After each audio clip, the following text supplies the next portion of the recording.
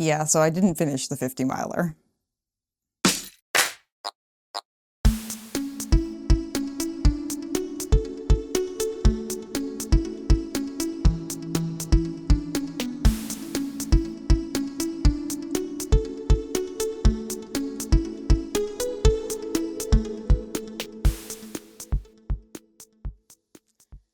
Hello, my friends, and welcome back to RUNNAH, your favorite local running community. It's me, Juliana, back for a solo episode. We are here. We are back.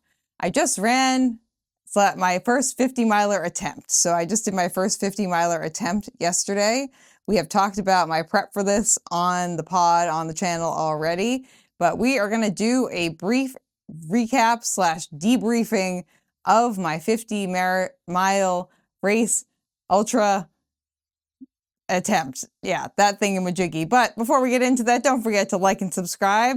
Make sure that you are part of your favorite local running community every single week here on RUNNAH. So I am thinking that I want to go through this race where I was mentally, and then we're going to talk about the positives and the negatives and things that I think I can do better. We're also going to do a attempt recap with Ben, our favorite Benjamin, who is going to come back on the pod and do an interview with me, who will probably ask me questions that, like, if someone was here to ask me questions, I would think to answer. But I'm by myself right now because I really just needed to talk to you, my friends, because I need to talk to someone else about my experience and not be socially obligated to then have to listen to someone. So thank you so much for listening to me blabber on about my experience running the Stone Cat Trail Festival 50 miler. So as you guys know, this is my first ever 50 miler attempt. I am a baby trail runner. I only started trail running almost about a year ago now. I only ran my first ultra in May, and it was a 50K and not a 50 miler. And I really like the longer distance stuff. I like the trail stuff, but I'm not like married to the trail stuff, nor am I living my best mountain goat life, which will be very exemplified in this attempt that we are going to be talking about. This is the 50 miler is part of all the distances that they offer as part of the Stone Cat Trail Festival. I know that there was a 10K, there was a marathon because I crossed paths with the marathoners at some point, and there's a 100K, which I crossed paths with one of the 100K guys at some point, and it definitely there was a fair amount of people for a smaller race. And this happens up in Ipswich, Massachusetts, and it's on a 12.5 stated mile course. By my watch, the loop of this course was 3.4 miles. So 13.4, I'm sorry, miles. So yeah, a little bit off. We're really leaning into that like fluid 50 trail math kind of zone here. So like I said, this was my first 50 miler attempt ever, and I failed. I had a DNF. I did not finish, but I'm not counting this as an actual failure. On the contrary, I actually feel more like an ultra marathon runner than I ever have because I have my first DNF under my belt. Would it be better for me mentally if I didn't? Yes. Physically, in the state that I was in yesterday, would it be better? No. I think the thing that exemplifies this the most is as I was coming back through to finish up lap 2 of the course, because I ended up doing about 2 laps of the course, which was about 27 miles for the day, which wasn't terrible, you know. I was coming back onto the field where everything started and stopped, and there were 2 guys who were part of the race organization, the Trail Animals Running Club, or TARC, who were standing there like kind of making sure people went the right way and cheering for people.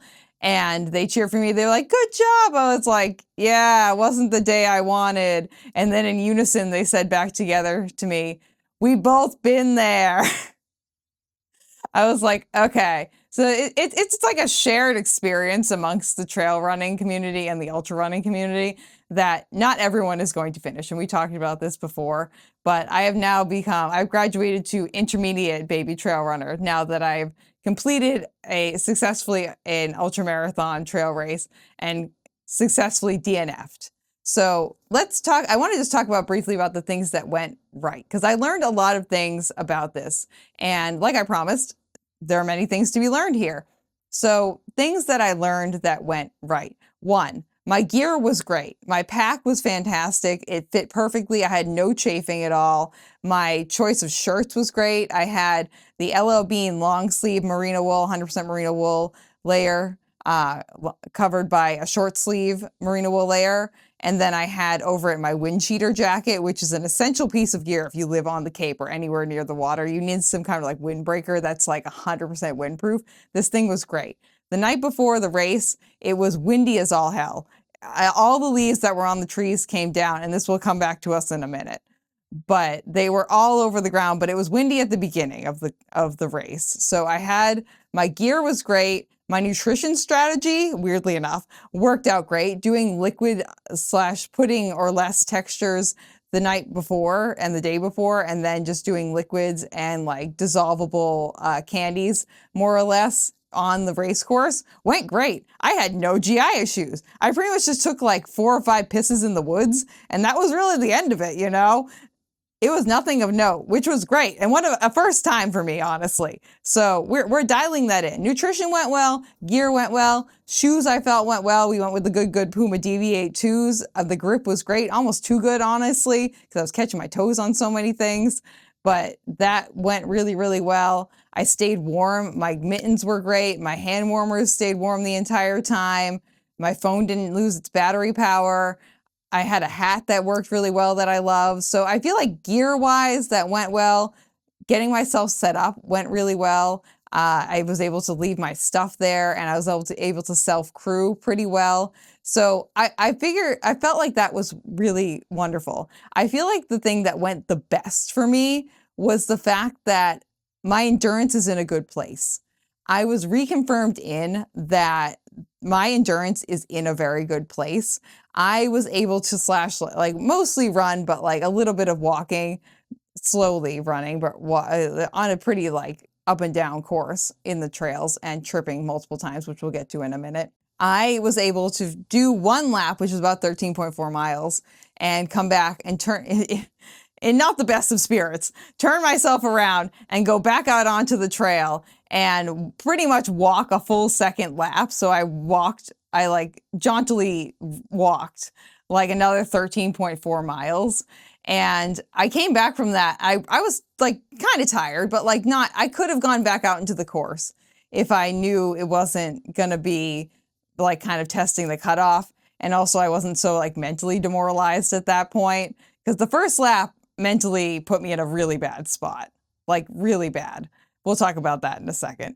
But I didn't feel winded. I didn't feel like I was done for the day. So that was great, because I was out there on my feet about 7.5 hours, and I felt like I still had plenty of fuel in the tank to keep it trucking, you know? So I feel like my endurance is in a very good spot right now, and I'm very happy with that. Also, I'm happy with my mental ability to just like get back up and keep going and to not give in. And also, I'm very proud of myself and my maturity to know when it was done, to know that like I need to check in with myself and this is not my day.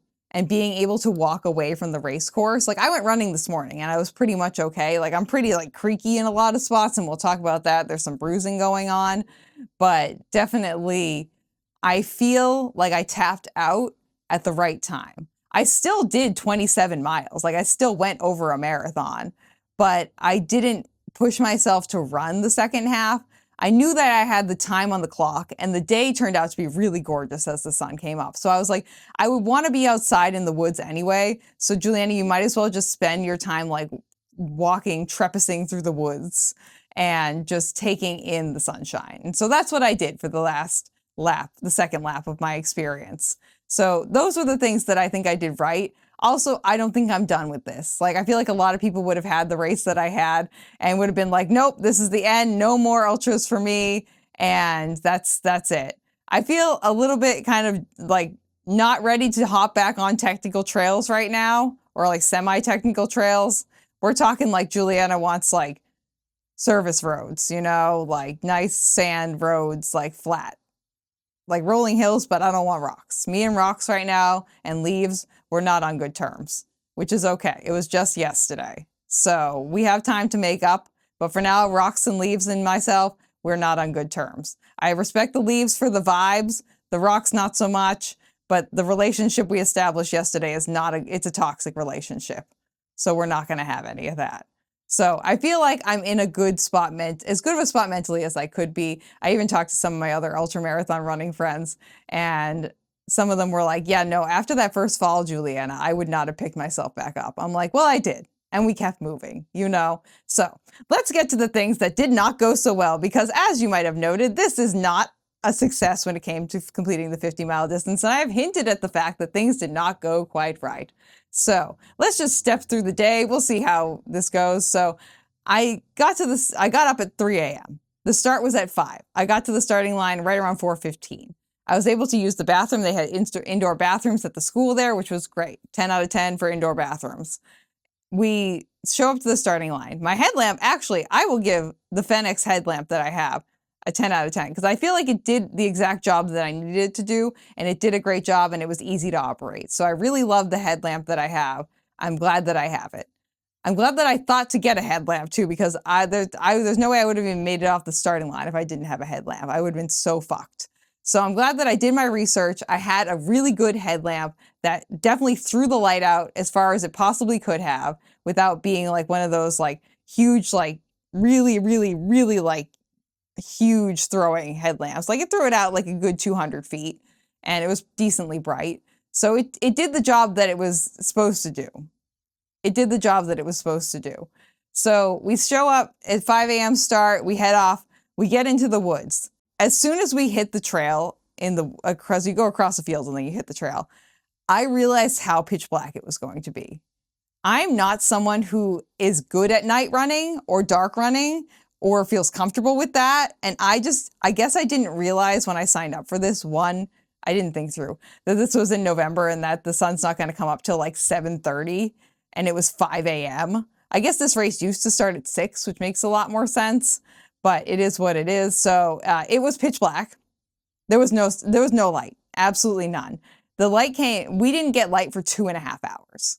So we were in the pitch black for 2.5 hours in the woods. So like any remnants of sunlight that started to creep up over the horizon, we didn't see it.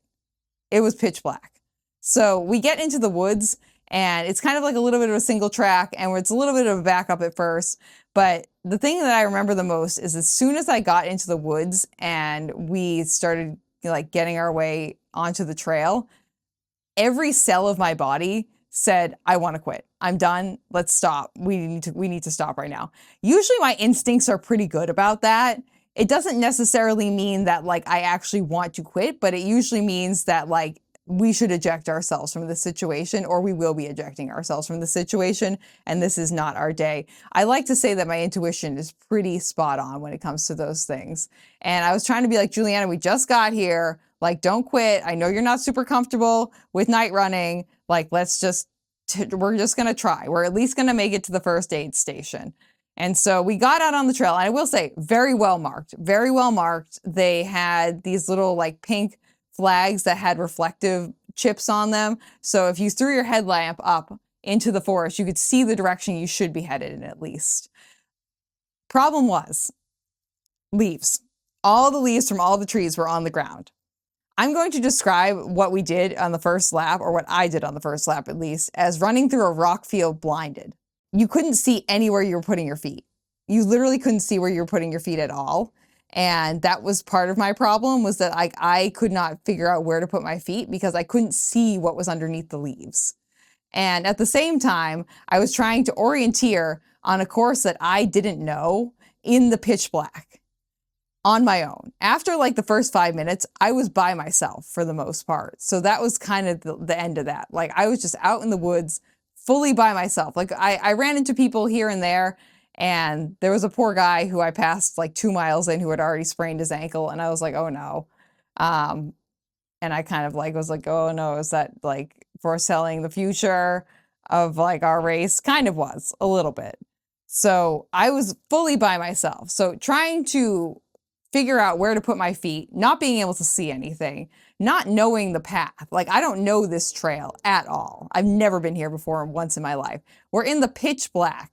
And I'm trying to figure out where the markings are on the trees while I'm moving.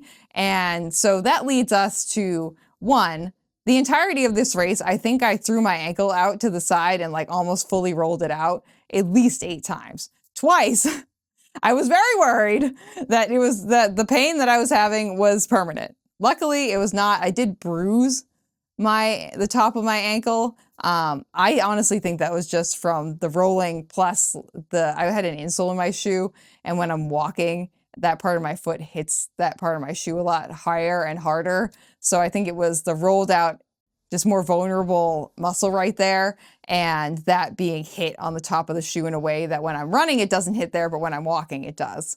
So I did bruise. I did not end up with an actual sprain as of right now. I went running this morning and I didn't have any pain, so it's good. We like that. I made many an ankle turnouts on this course because, again, we couldn't see what was beneath us. I couldn't see where I was putting my feet, and I didn't know where I was going. And I'm just not someone who like has orienteering built into my soul, and I'm just not someone who innately knows directions well. On the contrary, people will argue that I am very bad at directions. So that is that. But definitely, I was strained to figure out where I was going and looking up, looking down. And this was also a course that in the dark, in the pitch black, it was a very like windy course that like was not intuitive while you were in the dark and couldn't see like 100 feet or more out from where you were standing. In the light, you could see exactly where you were going because you could see like thousands of feet out and you saw the direction the trail was headed, and it was very obvious where you were going when you could see that far out. But at night in the dark, you couldn't see that. And again, Juliana's not an orienteering bitch. I'm not good at this. I'm trying my best, okay? And so I want to say like mile 4 is where we started the tale of many falls. I haven't really fallen much at all recently when I've been trail running. I would say I average like probably 3 to 4 trail runs a week and about 1 fall a month now. And it's usually something small and not detrimental, and it's not anything like terrible or anything. Like I've been really good about not falling. I'd say 1 trail out of like what? How many is that? Like 12 to 15 trail runs a month. I'm falling once out of all that time that I'm on the trails. I feel like that's a good statistic for the most part, which is not the statistics of the race that I ran. So around mile 4, my toe just like, I remember looking up because there was like a brush kind of incoming, like that had a lower brush incoming. And I looked up because it looked weird with my headlamp.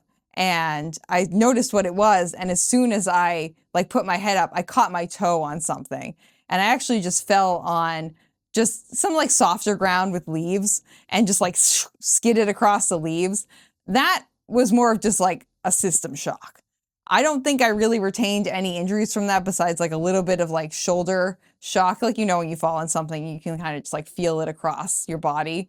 So I think I have a little bit of that from that, but 4 miles in, I was already falling.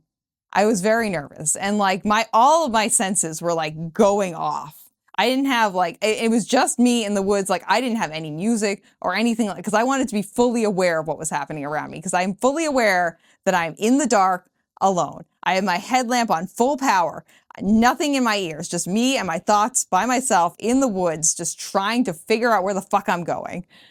Just really like watching for these reflective things, which again, very well marked. They did a great job. So we fall the first time. It's a shock to our system. And I think to myself, okay, great. Maybe that's like usually whenever the thing that's happening that my body can sense is causing us anxiety, or like the world is, I can kind of like sense when trouble is coming.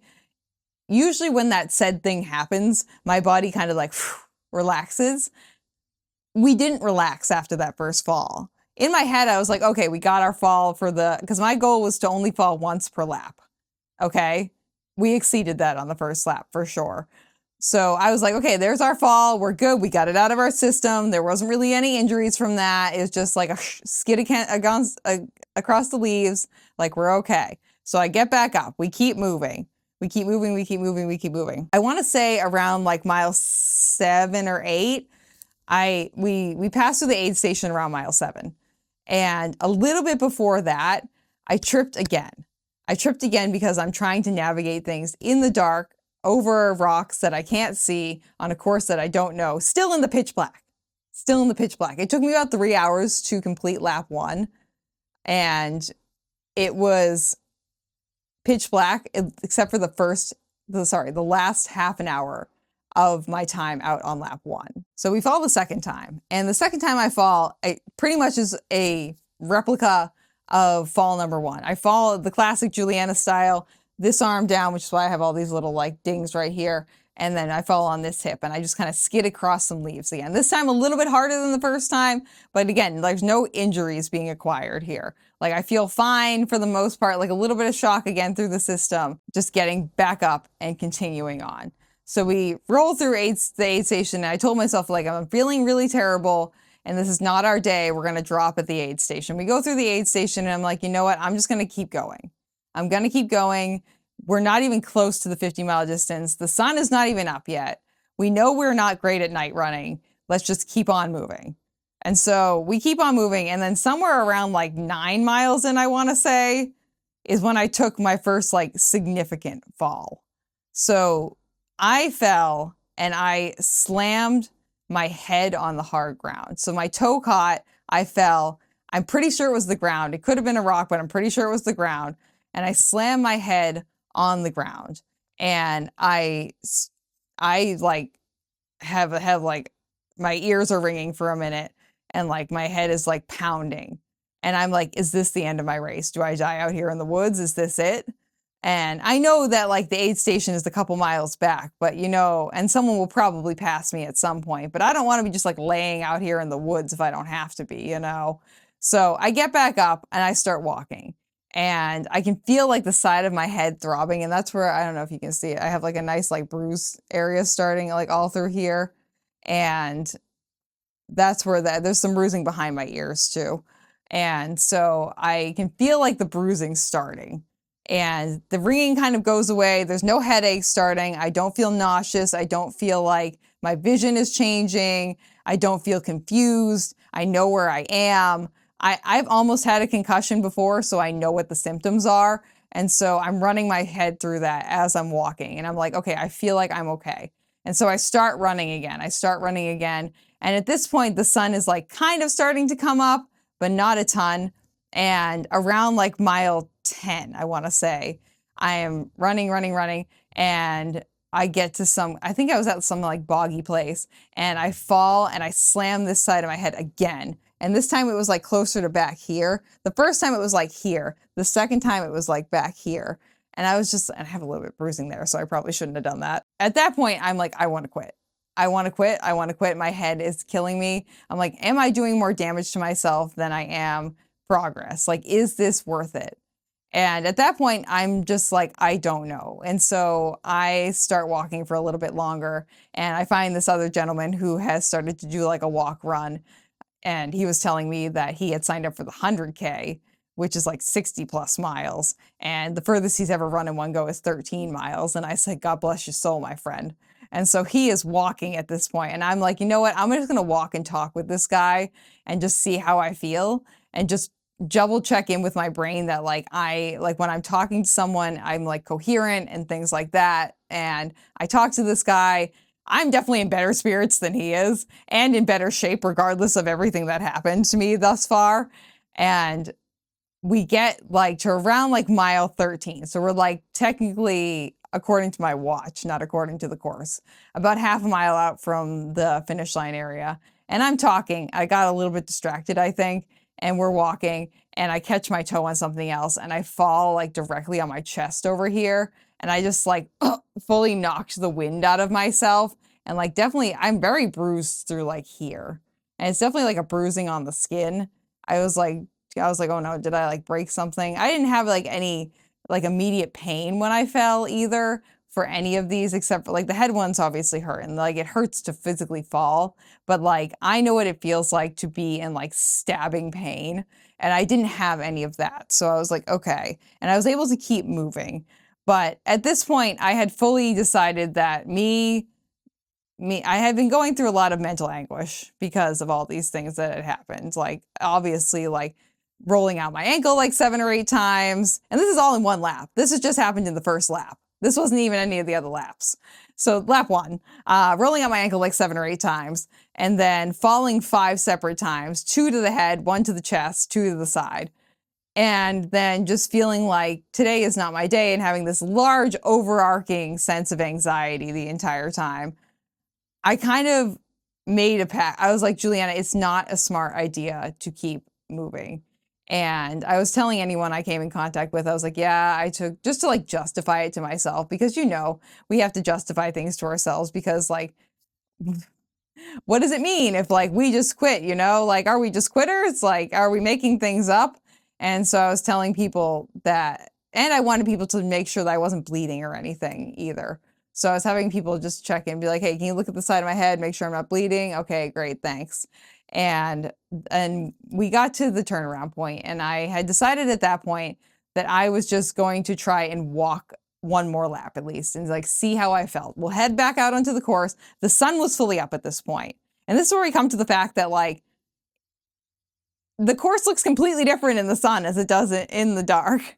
And I was like, because if they had started this race at like 7 a.m. even, and we had only had like less than half an hour in the dark, this would have been a completely different race for me, which is a lesson that I'm learning too, that like, I don't want to start a race in the dark unless it's a course that I know really well, then that's fine. But if it's a course that I don't know, I'm refusing to start any ultramarathon in the dark. Absolutely fucking not. So that is a lesson that I learned for myself. But I got to the turnaround point. I had the really wonderful people who were working at the aid station who were so kind, the most kind humans in the entire world, all the trail running people, trail animals, the TARC people. And they checked my head. There was a woman who was like, yeah, I can see some bruising starting over here on the side of your head, but you're not bleeding. And she's talking to me. She's like, you seem coherent. I was like, okay, I'm going to go walk. And if I need to turn around, I'll turn around. She's like, okay, great. We'll see you. And so I get back out onto the course. And at this point, I had told myself, I was like, I'm going to try running if I feel like I can, because my body had like pretty much like wonked itself like this. And I was just like not feeling correct. And like, even, oh my God, today, like, holy fuck, my body is so like, oh, janky, man. Oh no, it's not doing great. I've been worse for sure, but like, it's just the trauma of the falling. I can like feel it because I fell through both shoulders too. So it's like reverberating, and like my back can feel it, and like my foot, the top of my foot is bruised, and just like my head hurt, everything hurts. But that's okay, because we do big things and we learn things. And so I got back onto the course, and I was like, we're going to walk until we feel like we want to run. And if you want to run, you can run. If you don't want to run, you don't have to run. And for a lot of it, I didn't run. I didn't feel like I wanted to, because as soon as I got onto the course, I started running for a little bit, and then I almost tripped again. And I realized like how much the first lap had like mentally fucked me over and put me in such a negative spot mentally. And that was really the big thing. Like, I definitely was like physically, and still am, like messed up with all the bruising and just like the amount of like strain and trauma that is in my body. Don't worry, I have massage this week, I have acupuncture, I have PT tomorrow, so we'll see. And I think Ed is going to do some dry needling on me, so that'll be good. We'll get ourselves back into our better affairs at some point.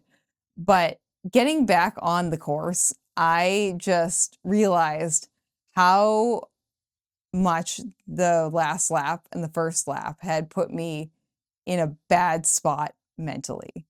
Like, I could physically start running again. Like, I wasn't physically done. Like I said at the beginning, like I got to the finish line and had completed about 27 miles. It's like 26.9 or something, whatever. I was like, I'm done, whatever. Fuck the last point. I'm technically over a marathon already.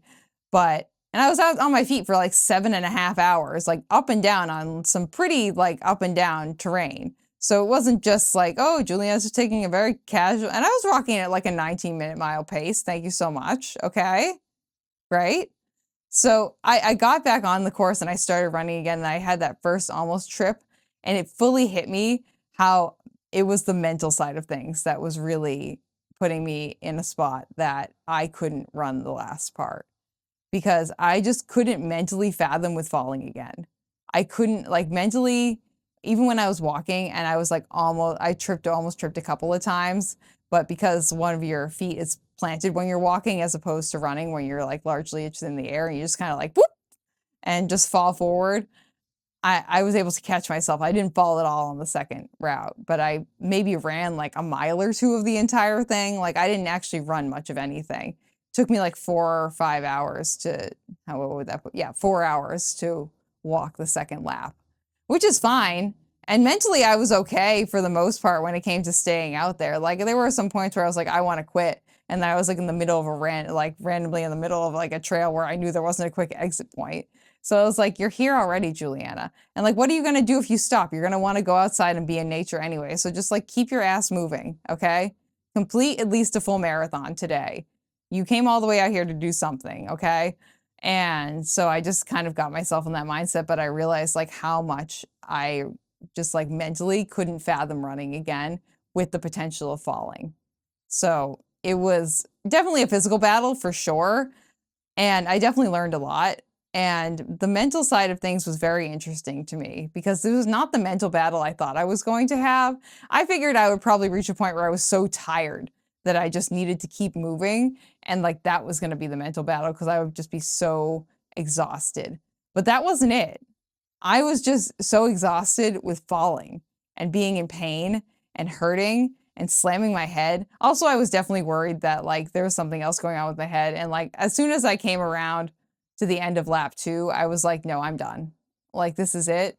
Me picking up another lap was not going to do anything beneficial to me at all. And I wasn't winning anything. I wasn't getting anything out of this that I couldn't have already gotten out of it. And I feel like 27 miles is a respectable distance, you know?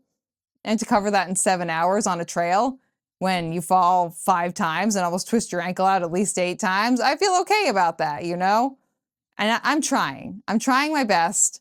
And we learned that I don't want to start any of my trail races on a course that I don't know in the dark. I really would prefer for the whole thing to be either in pretty much the sunlight or the light, or to at least establish the course before it gets dark.